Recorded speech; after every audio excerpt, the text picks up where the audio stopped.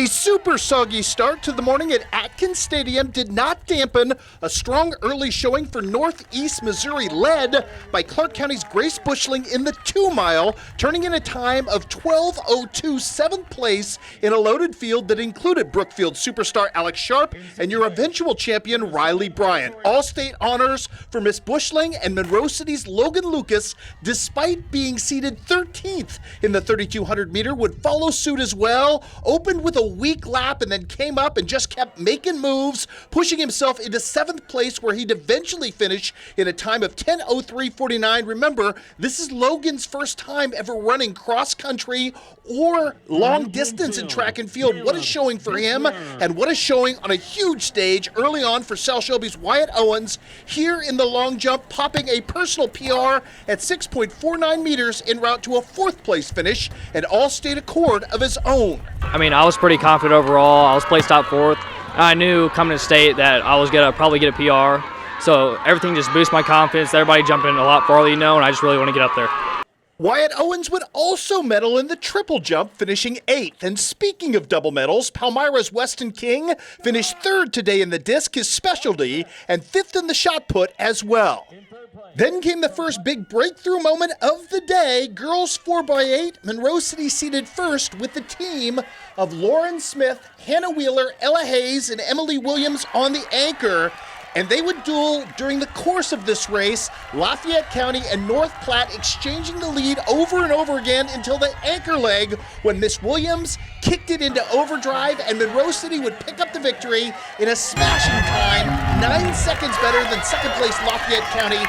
10:05.86 for the victory. Also a shout out to the Palmyra Panthers, who moved up against their seed, finished 6th, and finished in a time of 10:28.12. But today it was the Panthers in black and gold who set the standard. You can feel everyone's eyes on us the whole time we were getting put in our places. Right.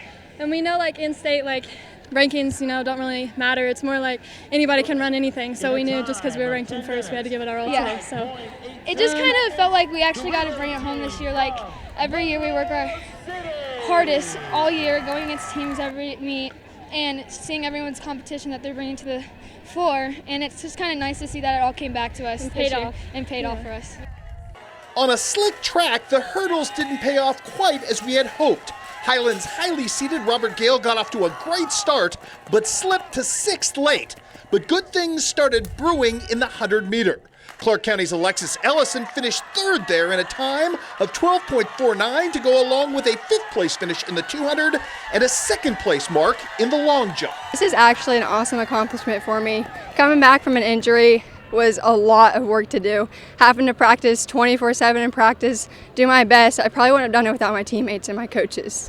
And then the Highland Cougar boys would ignite with a stellar showing in the 100 as Tommy Job and Drew Mallett finished 2-3 respectively in times of 11.02 and 11:11 to drop 14 points into the team total.